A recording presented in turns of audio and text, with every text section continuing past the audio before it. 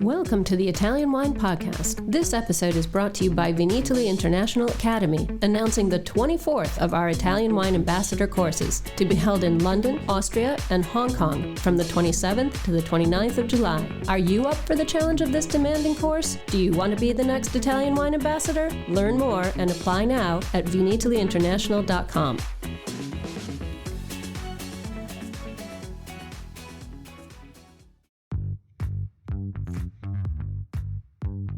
Welcome to this special Italian Wine Podcast broadcast. This episode is a recording off Clubhouse, the popular drop-in audio chat. This Clubhouse session was taken from the Wine Business Club and Italian Wine Club. Listen in as wine lovers and experts alike engage in some great conversation on a range of topics in wine. If you enjoy listening, please consider donating through ItalianWinePodcast.com. Any amount helps cover equipment, production, and publication costs. And remember to subscribe and rate our show wherever you tune in.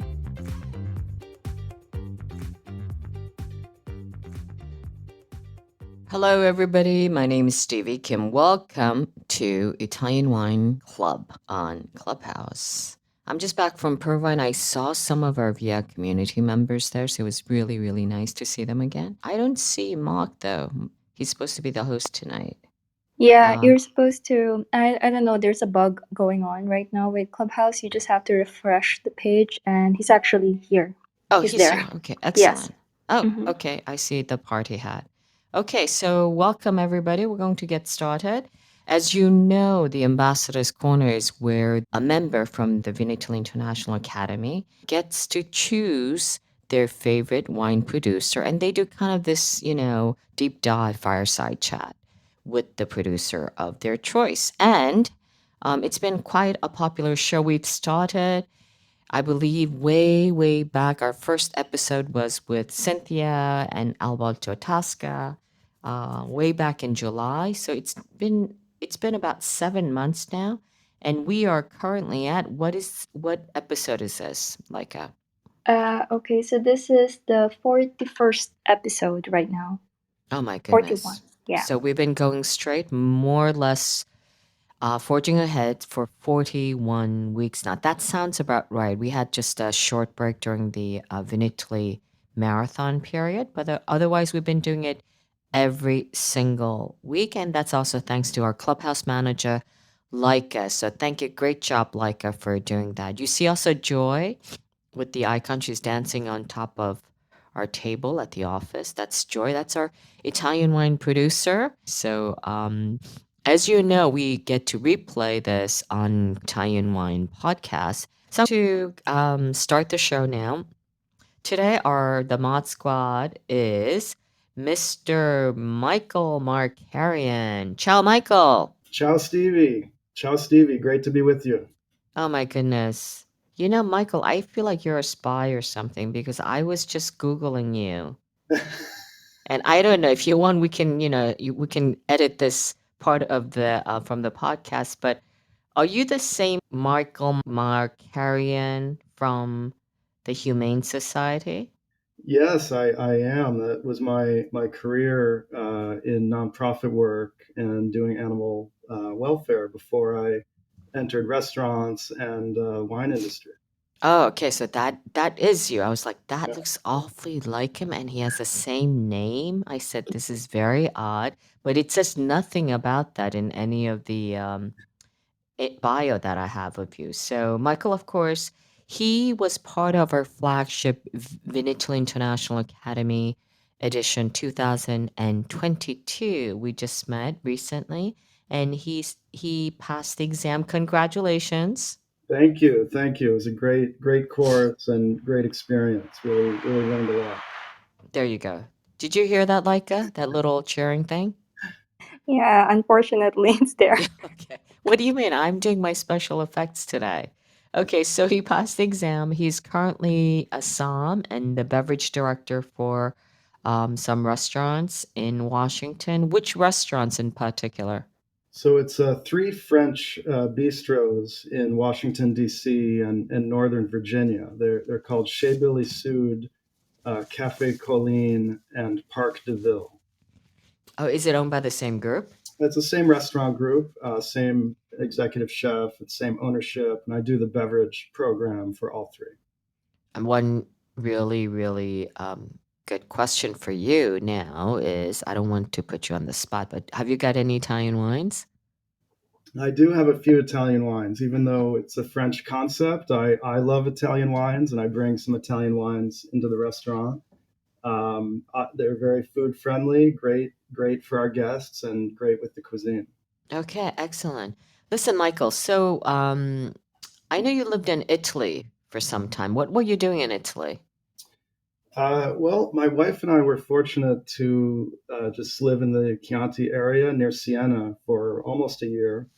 We traveled around a bit. We visited a lot of producers. I took some classes in Siena as well as in Rada. Mostly traveled and got to know the country and had a really wonderful experience. And it was part of that experience that we got to spend time at Quercivella and really fell in love with the wines there. Aha, so you gave a little away, you give it away a bit, how you found Querciabella, basically. Do you also speak Italian? Not very well, not very well. I can I can get by on some of the basics, but need to spend more time there to brush up on it.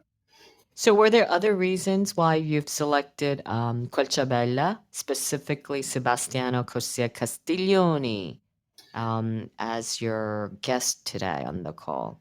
Well, the Quercibella wines are incredible. I mean, that's one important factor for me. I love the wines, but I think importantly, Quercibella under Sebastiano's leadership has also been a real innovator and pioneer in a lot of different areas. They were one of the first producers in Italy to become organic.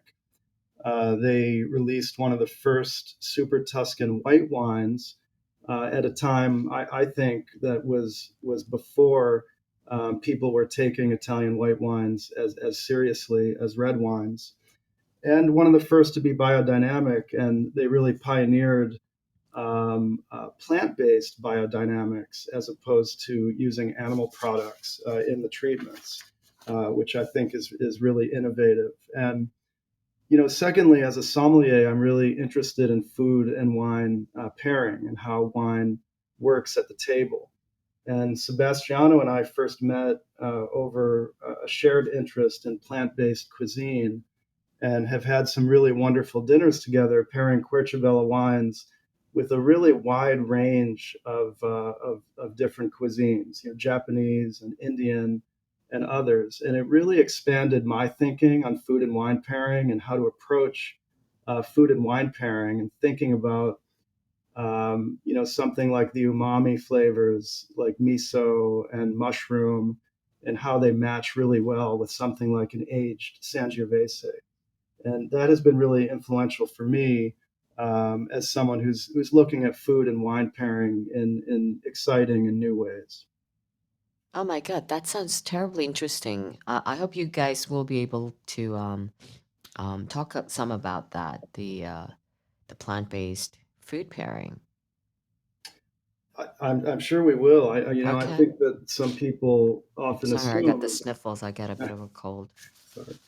But I think people often assume if you don't have meat at the table, you miss out on big red wines. But approaching it in different ways with weight and texture of the dish, with flavors like, especially umami flavors, like I mentioned, I think it can be really interesting, really unique, and help to enhance the guest experience. Okay, excellent. I'm so looking forward to this conversation. Do you know, Michael, that actually you have two co-ambassadors from VIA working at Colchabella? One is Emilia, I don't know if you know, and Sunny. Have you ever met them? I do know Sunny a bit. I don't know Amelia, but Yeah, they both work for Colchabella. As wonderful. I don't know if Sebastiano can confirm that, but I think both still work there. Absolutely. Okay, there you go. Ciao, Sebastiano. Ciao. How are you? Okay, so I'm going to leave you now, so you guys just take it away, and hopefully I can come back for if there are any Q&A in the very end, or I'm going to ask Joe to take over. Okay? See you later. Thank you, Stevie. Thank you. Grazie. Well, Sebastiano, it's great to be with you. Really, really pleased to introduce Sebastiano Castiglioni, the owner of Quercibella, but also involved in so many other activities as an investor, an activist, an entrepreneur. It's great to have you with us, Sebastiano.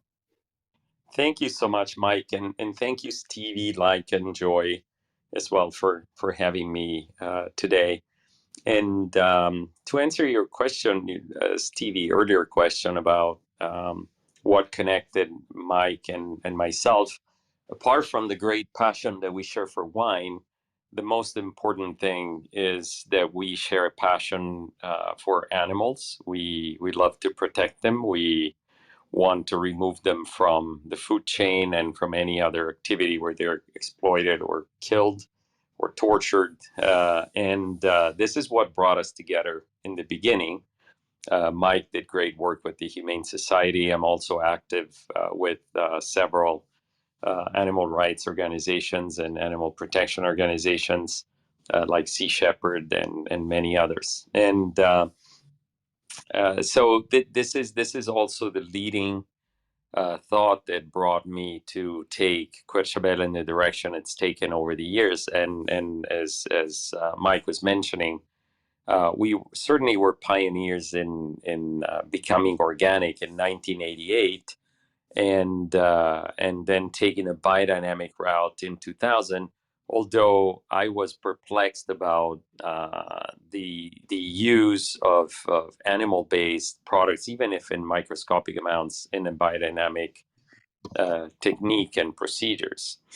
And so we decided to explore our own route, which is in fact much more in tune with Steiner's own research, to do away with endogenous products, and we now grow our own herbs and plants that we use in the preparations, and we mostly rely on cover crops in our plant-based biodynamic. But this is of course a very long subject, but very glad to be here and happy to answer any questions you have, Mike.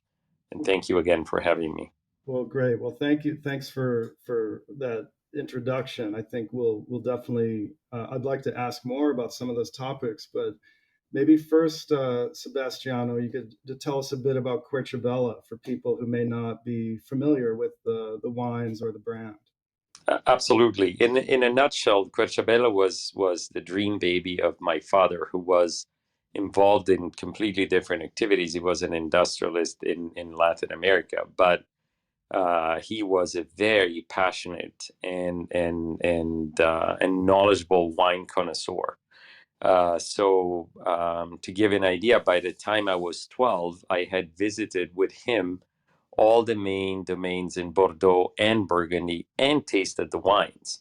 That was the kind of teaching that he brought to me. And so he was extremely passionate about excellent wine, and at some point decided to have his own estate. So started with a very small piece of land in Tuscany, then expanded, and then I further expanded it to the current size, which is 130 hectares of vineyards, which in acres, I think it's roughly whatever it is, 400 to 500 acres of biodynamic vineyards spread around Tuscany, mostly between Chianti Classico and Maremma. And we always had a very unique approach. So you mentioned Batar before, and we'll go back to that. But our flagship red wine, Camartina, was in fact one of the very first Super Tuscans. At the time, there was only Sassicaia and Tignanello when we started making Camartina. So you can imagine that was quite innovative as well. And from the very beginning, we set out to go against prejudice and false knowledge. So, for instance, that many people say that Merlot and Cabernet and these grapes are French grapes and they don't belong to Tuscany, which is completely wrong. Cabernet has been cultivated in Tuscany for centuries. And in fact, it was part of 4 official wine denominations in the 1700s. So way before the French even had wine denominations. So Cabernet being grown in Tuscany is the most obvious thing there is. And that's why we researched that and developed our first important Super Tuscan around it. Wow. But as you mentioned, we also we did produce the first white Super Tuscan, which is called Bâtard, and this stemmed from my father's great passion for Burgundy white. Every day of his life that I can remember, he had a bottle of a phenomenal Burgundy white on the table.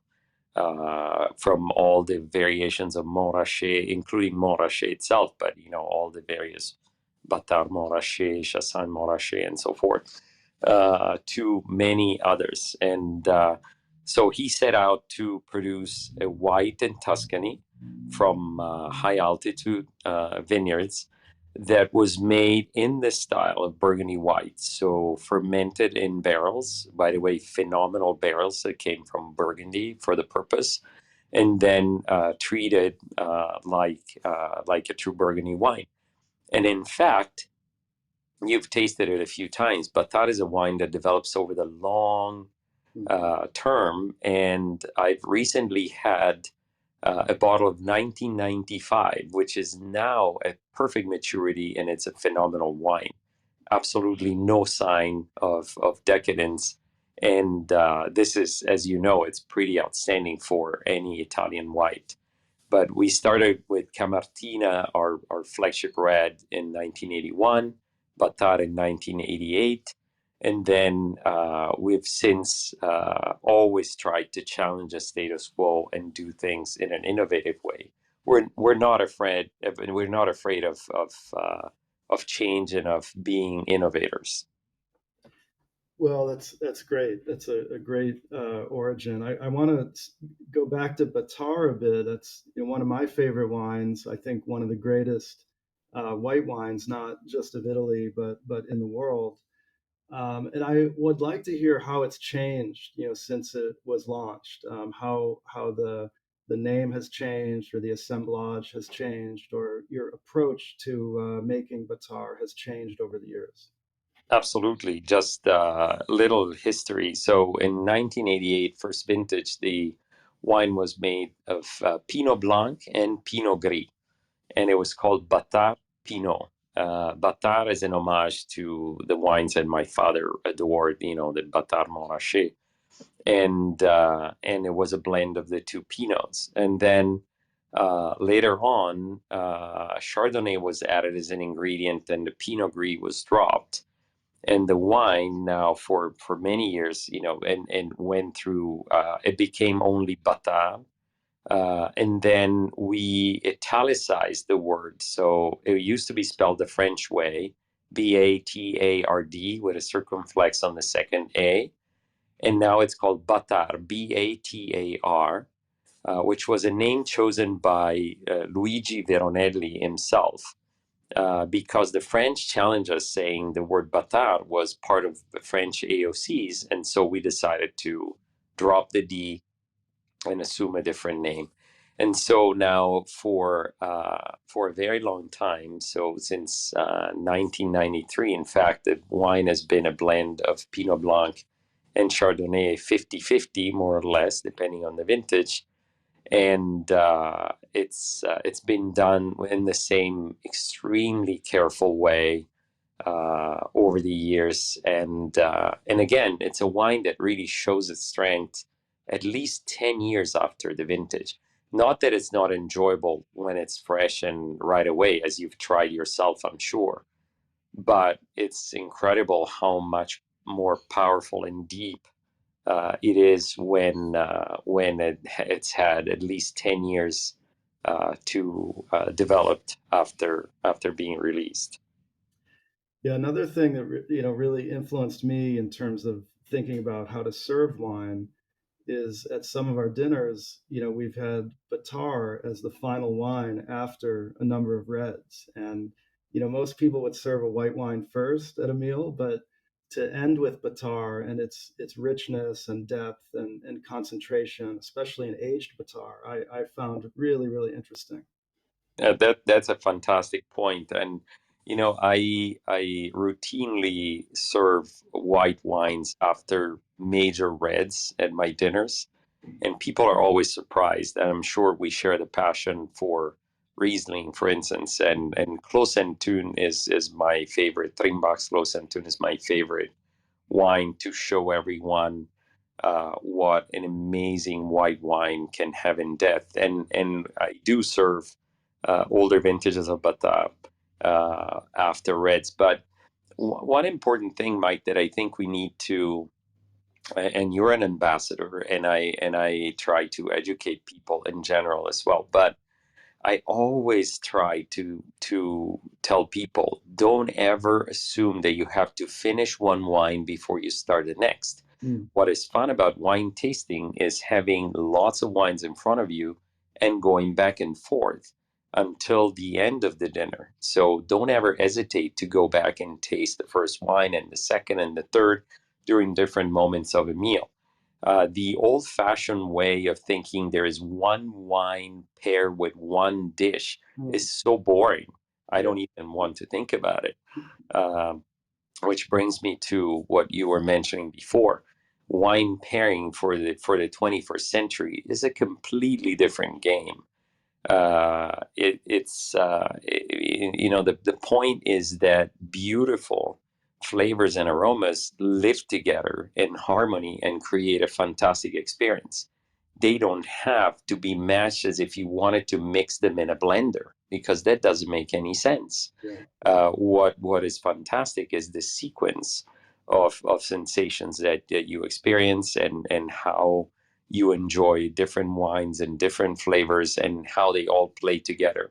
And the real magic of a phenomenal dinner, and you and I have experienced some together, and hopefully we'll experience many more, is that the overall experience plays well together. And when you look at the table and you see 14, 16, or 20 glasses with beautiful wines, and you go back to thinking and tasting and smelling them, and you think of the aromas and all the games that they played during the night, then it's a great satisfaction. So we really need to rethink the way wine and food are enjoyed. And one fundamental point is there's absolutely no need to eat corpses of dead animals to enjoy wine. That is an absurdity that needs to stop with, as soon as possible. Well, I think it's a good reminder of just thinking about wine and food pairing creatively, and having unexpected pairings or unique pairings, things that you don't assume would be classic or traditional. What are some of your favorite food and wine pairings? Since we're on that topic, maybe tell us about some dishes or wine pairings that have been particularly memorable or surprising for you. Well, for instance, something that is not too often explored is beautiful red wines and chocolate. And so we've had experiences where we served a flight of 5 or 6 reds with different expressions of chocolate, or single origin chocolates to taste, just to explore the depth of the interaction of wine and chocolate, and it's phenomenal. Our own wines, Camartina and Palafreno, both are incredible when paired with chocolate. So that's a little out of the beaten path, and I think it works really well. Which is not to say that a phenomenal Trockenbeeren Auslese would not work with chocolate, but it's just to experience something different. And then there's an entire range of flavors that you mentioned before. The whole depth of umami in all of its most incredible expressions is the perfect platform to taste beautiful red and white wines.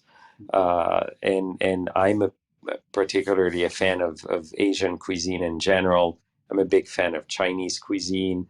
Japanese cuisine, of course, is extraordinary. But I've paired beautiful white wines, for instance, with Thai food, even at its spiciest expression, and it's a phenomenal experience.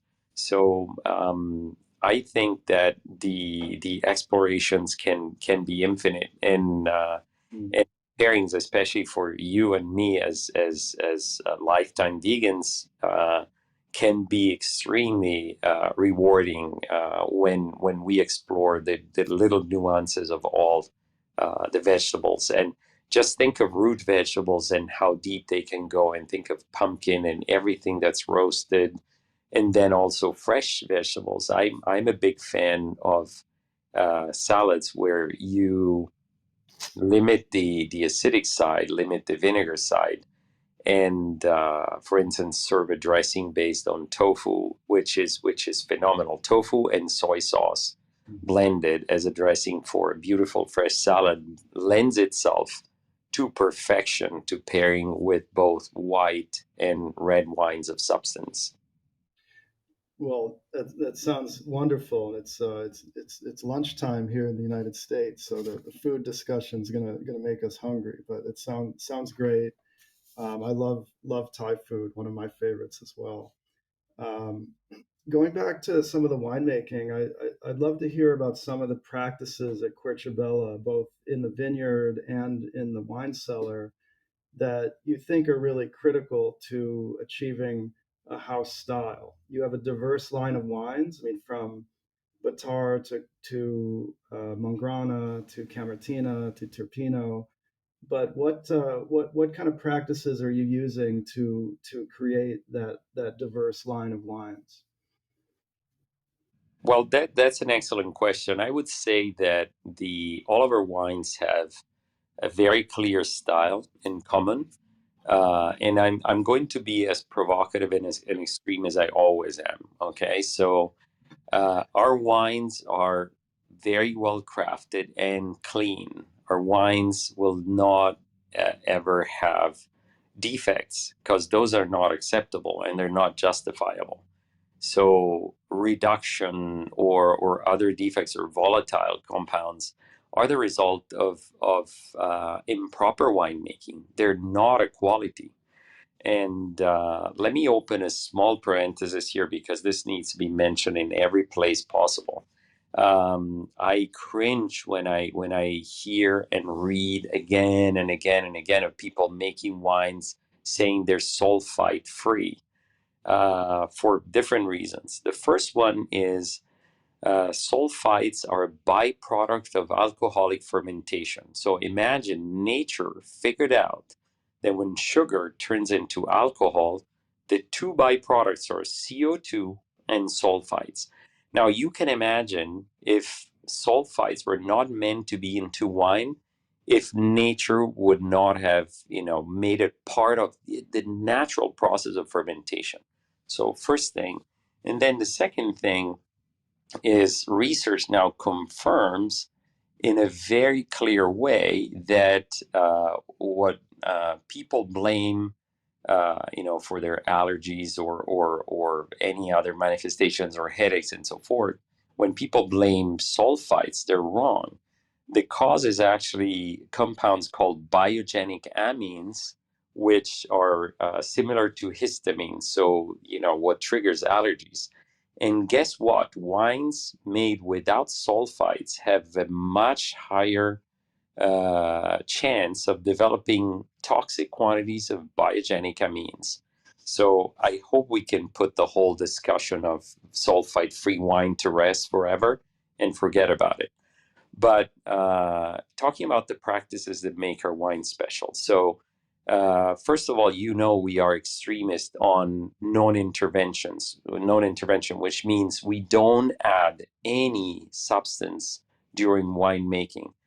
And wine drinkers should know that while obviously it's absurd to spray pesticides and horrible chemical substances on grapes, most of the chemical substances that you will find in finished wines are added during vinification, even under organic standards. So We take an extreme stance on this, and we do not add anything during the process. We keep it under control. We control temperature very strictly, but we're very keen on using only wild yeast, which means the grapes are put in the vat and they start fermenting because of the yeast that are naturally present on them, and nothing is added.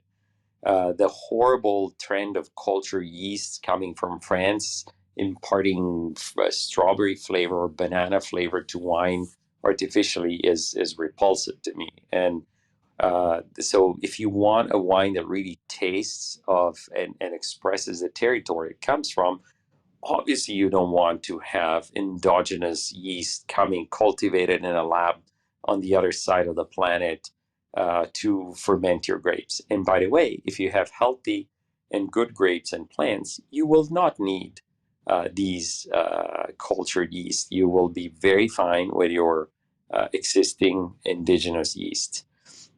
Another trait that's very important is your wine can only be as good as your grapes are to begin with. So that is why we use our own plant-based biodynamic techniques to make the soil as lively as possible.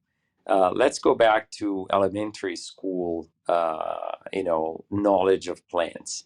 A plant is in a pot with soil, and you add water, and that soil nourishes the plant. And the entire mechanism is based on microorganisms that turn whatever substance is there with the help of water into nourishment for the plant. Now, imagine what happens if you spray a chemical substance that kills every microorganism in the soil. Then, of course, the soil cannot nourish the plant. Therefore, you have to use chemical fertilizers because otherwise there's nothing to nourish the plant. And there you start a cycle where you're basically nourishing a plant with substances that should not be there to begin with. Reverse the entire image and look at our soil. For years and years now, it's been decades, no chemical substances whatsoever, a very live soil. The difference between dead soil and live soil is enormous. Normal cultivated land is dry and tends to die because of chemical substances. And organic biodynamic soil is very lively. It's full of life at every level: microorganisms, insects, birds visiting from all over the place, other creatures, roaming all over the place. And then there's cover crops. Cover crops are plants that you plant in the soil to nourish the soil. So, for instance, if you plant legumes in a vineyard, they will supply nitrogen to the soil, which otherwise gets depleted over time.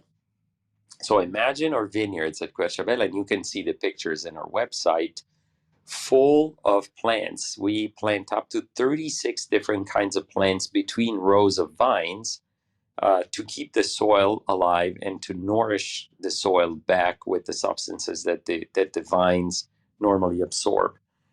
So creating a wonderful balance of substances that go into the grapes and therefore give flavor to the wine. And to explain it in a very basic way, we all have tried buying, or maybe, eating a carrot from our own garden, organic, or buying a conventional carrot from the store. One has a lot of flavor, the other one has nothing. Now imagine if you want to make wine, would you start from an organic grape that is nourished by beautiful soil and has all the flavors in the world, or from a conventional grape that has been nourished only by chemical fertilizers? The answer is obvious. Yeah, you talked a lot about the health of the soil and the health of the environment for the grapes. And we mentioned Querchabella was one of the first in Italy to be organic. I mean, what was it like at that time? What was the process like at a time before many others were considering organic viticulture? Well, I'll tell you, there are different aspects to it. First of all, of course, we were considered crazy, but I'm used to that. I'm always, swimming against the main current, so I don't mind. But at the time, I'll tell you a funny story. I had to go against my father as well. He was a very traditional person. He would not have understood organic at all. So in 1988, I plotted with our new winemaker to turn the entire estate organic, and we did. And I told my father we had become organic only 10 years later. And I asked him a question, and I said, "What would you think if we turned organic today, and we turned the entire winery organic?" And this is 10 years after we had done it. And he said, "Absolutely not. It's impossible. It would never work. It's complicated, and the wines wouldn't come out." And I said, "Well, guess what? We've been organic for 10 years now, so I guess it works." I didn't even mention to him that when we switched to biodynamic, because that would have been too much for him. But anyway, we were the joke of the area. Of course, everybody said we've always done things this way. Why should it be changed? And lo and behold, of course, nowadays everyone around us in Tuscany is either organic or pretends to be organic, which is still the main trend, unfortunately. So people, claiming to be organic and in fact spraying behind the scenes. But we, of course, move forward with our very advanced plans, and we keep innovating as we go. And on average, everyone else is 10 years behind. Fascinating, fascinating. I'd love to hear more about the plant-based biodynamics. I mean, we know a lot of biodynamic treatments traditionally involve animal products like cow horns or deer bladders. What are some of the methods that you are using at Quercibella? You mentioned cover crops. I mean, what are some of the things that are really important to your approach with biodynamics there at the estate? Well, okay, so we need to clarify a few things. So cover crops are an important and integral part of biodynamics in general, and they can be practiced to the extreme, like we do with an enormous variety of plants and studies to see what influence the different plants and have on different vineyards in different areas, because that's very important. You may have a vineyard that's depleted of nitrogen, but you may have another one that has an excess of copper, or different mineral balances. And what you do is you analyze the soil, figure out what's missing or what's too abundant, and then you study a combination of plants that you plant to bring balance back. Because the basic concept is, of course, viticulture is a monoculture, so it's alien as a concept in nature. And what you want to do is recreate an ecosystem that brings other plants and other agents of nature inside the balance, so that the soil and the small ecosystem of the vineyard can go back to balance itself. Then there's the other chapter in biodynamics, which is the treatment, so called. So these treatments are a mixture of usually cow manure and other substances, herbs, and this and that. And normally, these substances are ripened or matured inside either a cow horn or a deer bladder or some other, absurd, device like that. There's absolutely no reason on the planet to do that and to use animal parts or animal manure for the treatments in your vineyards. For one thing, green manure, which is it's manure that is produced with plants as a main ingredient, as opposed to cow excrements, is a much more natural fitting for your environment. Consider that whenever you use animal manure, you're bringing in something from somewhere else, and it's usually cows that have eaten absolutely unnatural substances, and in some cases even antibiotics and hormones and other stuff like that, which of course you don't want to spray in your vineyards. Green manure is produced with plants that grow in the same kind of soil and in the same area where you grow your vines, and you simply mature this green manure, turn it into fertilizer, And it's the best thing possible that can happen. And there's absolutely no reason why this manure should mature inside a deer bladder or some other, devilish device of the sort, because it's perfect as it is and it's natural as it is.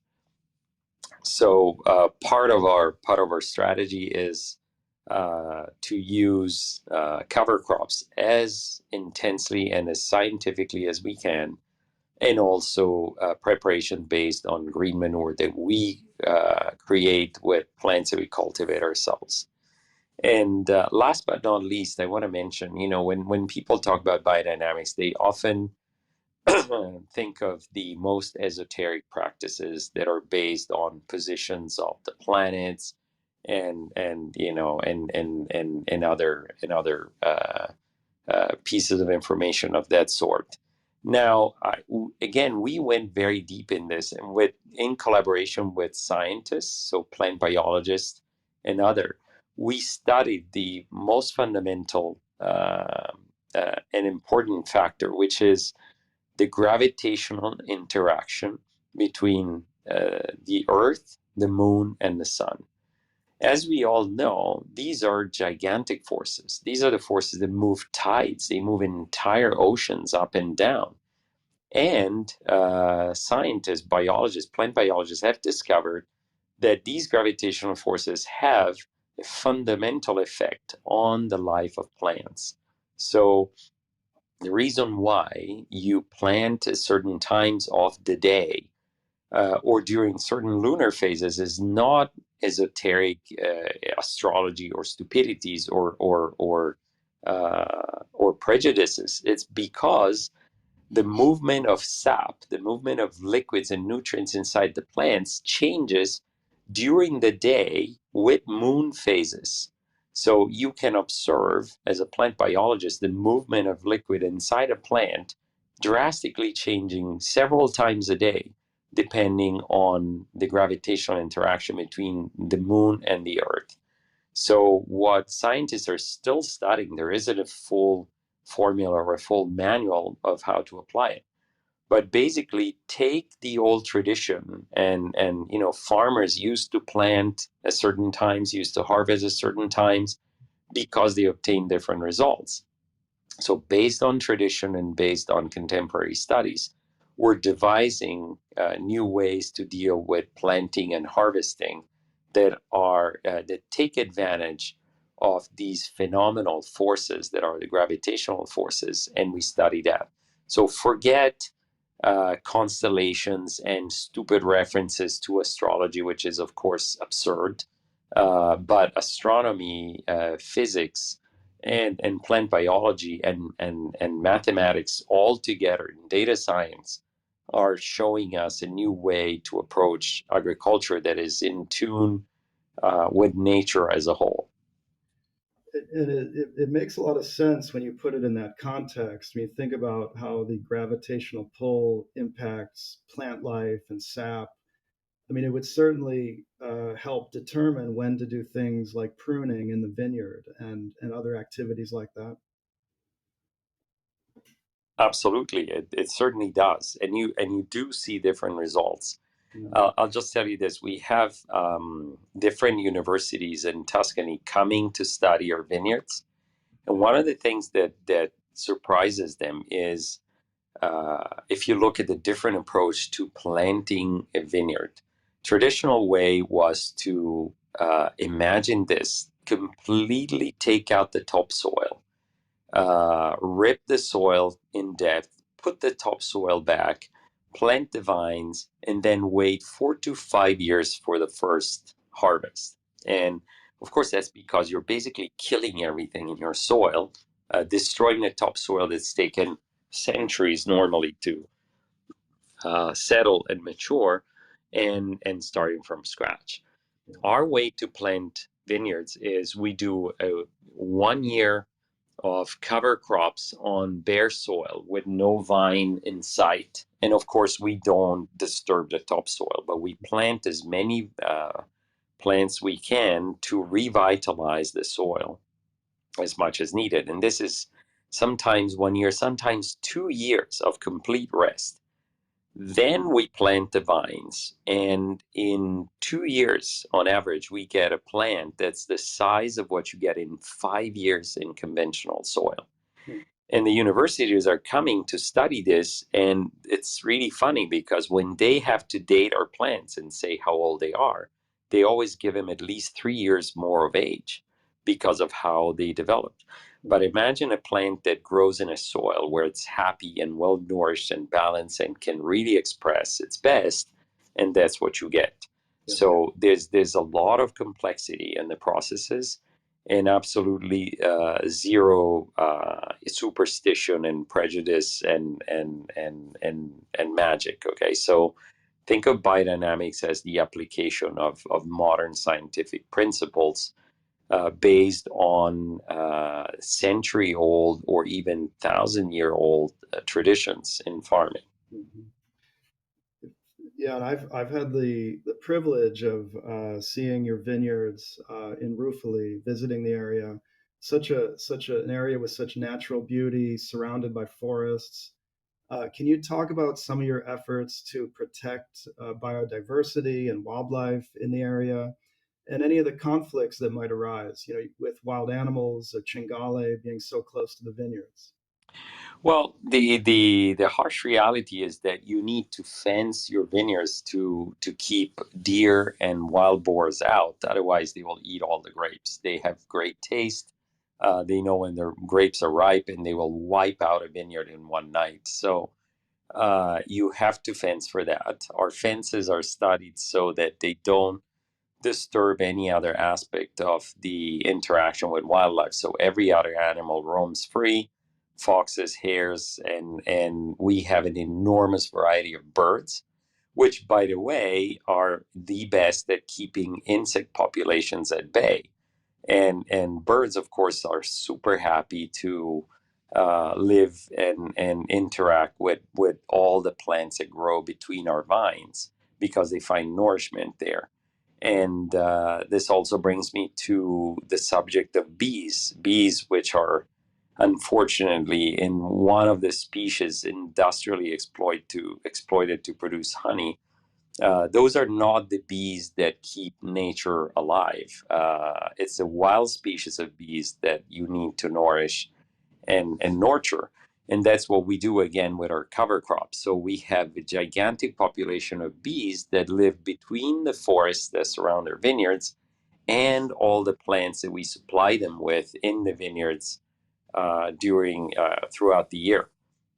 So imagine the advantage of having vineyards that are pollinated by wild bees that come from the forest. That is one of the biggest advantages you have when you conduct organic and biodynamic practices the right way.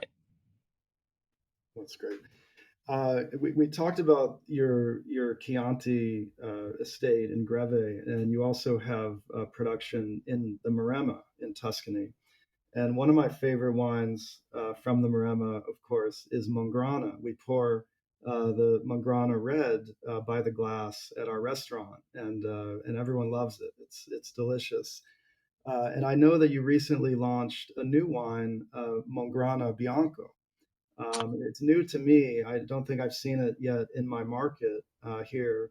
But can you tell us about the new release, the new Mongrana Bianco, and how you see the Maremma area playing a role in the future? Well, it's a great question. So, Mongrana Bianco arose from the same spirit that brought the other wines from Maremma, Mongrana and Turpino. And it is the excitement we have of growing grapes that benefit so much from the interaction with the sea and sea air. I'm sure you've noticed in these wines, and you will notice in the Mongrana Bianco, the salty element is phenomenal. It's just undoubtedly there. And if you taste these wines and you're close to the sea, you immediately see the relationship, and it comes to you in a very strong way.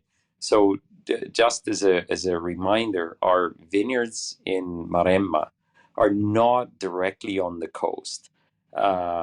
There's the sea, then there's a phenomenal natural park called Parco dell'Uccellina, which has a ridge of mountains. So we get sea air, but mediated by this beautiful natural park, a natural park where all kinds of wildlife live free all the way to the beach. So if you go to the beach on the park, which is completely wild, you have wild boars roaming on the beach. You have even wild cows live in this forest.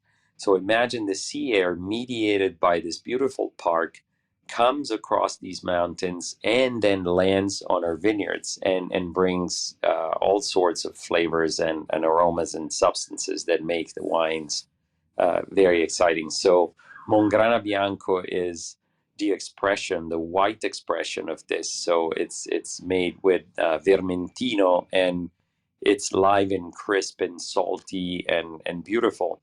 And to my surprise, I did not expect this, but I'm seeing that as it evolves in a bottle, it gets so much deeper than we even imagined when we started making it. So it's a beautiful surprise. And to add curiosity, I'm sure you're going to be very eager to taste it. In the most recent vintages, we will add some Viognier to the blend, which I think is a perfect balance for a wine like that. Interesting. I can't wait to try it. I love Vermentino. It sounds fascinating. Back to Chianti Classico, there's a recent effort that's been initiated to approve the use of UGAs on the labels for Chianti Classico. So, what do you think about this effort to identify subzones or a more specific sense of place for Chianti Classico wines? And do you see this as being an important issue in the future for Querciabella's bottlings? Well, we have been advocates of mentioning zones and exalting zones for years, and in fact, once again, we've been running against the crowd as always. So, to tell you how much we believe in this, I'll explain. Since 2010, we have been producing what we call our cru wines. So we have single vineyard wines from 3 different areas, and we have made these wines, we have matured them, and we have bottled them, and we have not released them yet. So when we release them, which very likely is going to be 2023, we will have at least 10 vintages of single vineyard crus that are just extraordinary. And to give an idea, our friend Galloni, who has been one of the few critics to taste these wines in preview, has given different vintages of these wines 97, 98 point, and these wines are extraordinary. So we are strong supporters and believers in mentioning and exalting individual zones and even individual vineyards and VOD, like the French have done forever, and of course we need to do as soon as possible. Well, that's great to hear. Again, ahead of your time, getting these bottlings ready. Single vineyard crus. Look forward to those being available on the market. Um, we're approaching the top of the hour. This has been a really fascinating conversation, Sebastiano. Is there anything else you'd like to tell us about your efforts before I turn the floor back to Stevie or Joy? Well, first, I want to thank you again for the opportunity to talk about these things. And one thing I would like to mention is, and it's kind of a challenge for everyone listening. I love approaching every activity with a new view, a new eye, a new sight, a new idea.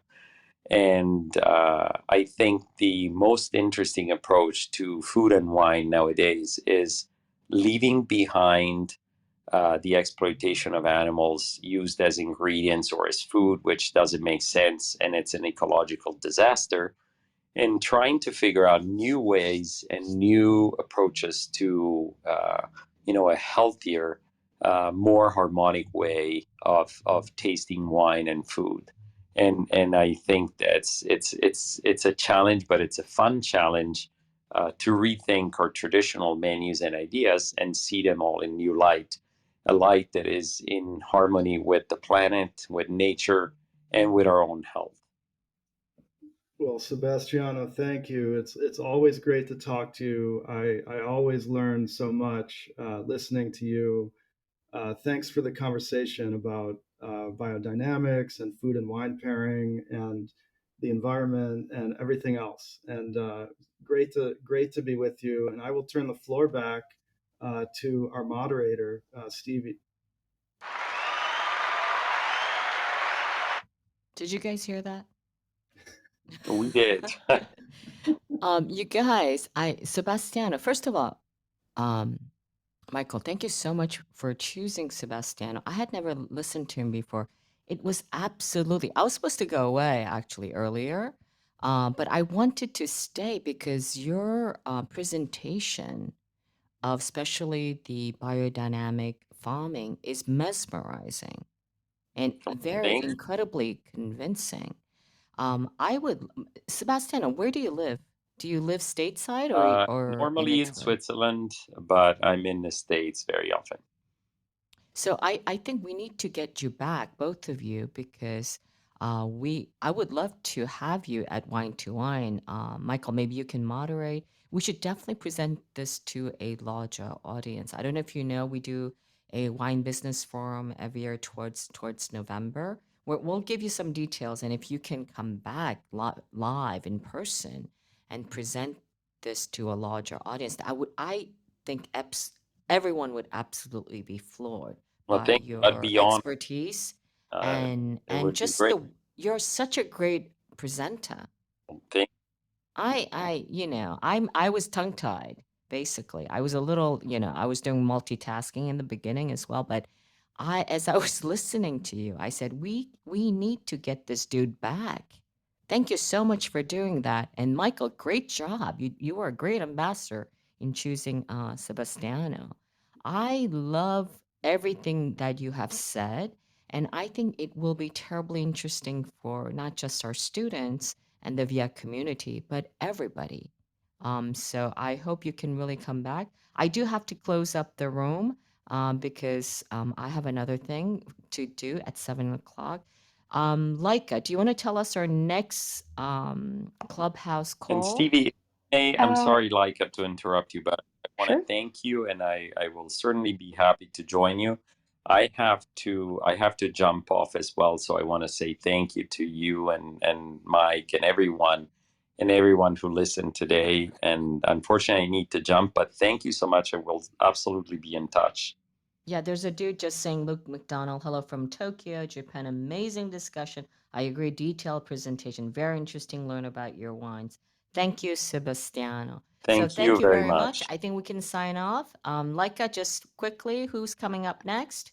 Okay, it's gonna be on Thursday, May 19th. That will be 6 p.m. the same time. Oh my Scott God, that's Thomas this and week. Enrico Rivetto. Yeah. Okay, very good. Thank you, everybody. Ciao, ragazzi. Thank Ciao. you. Ciao. Swirl, sniff, sniff. Thanks for listening to this episode of Italian Wine Podcast, brought to you by Vinitaly Academy, home of the gold standard of Italian wine education. Do you want to be the next ambassador? Apply online at vinitalyinternational.com for courses in London, Austria, and Hong Kong, the 27th to the 29th of July. Remember to subscribe and like Italian Wine Podcast and catch us on SoundCloud, Spotify, and wherever you get your pods.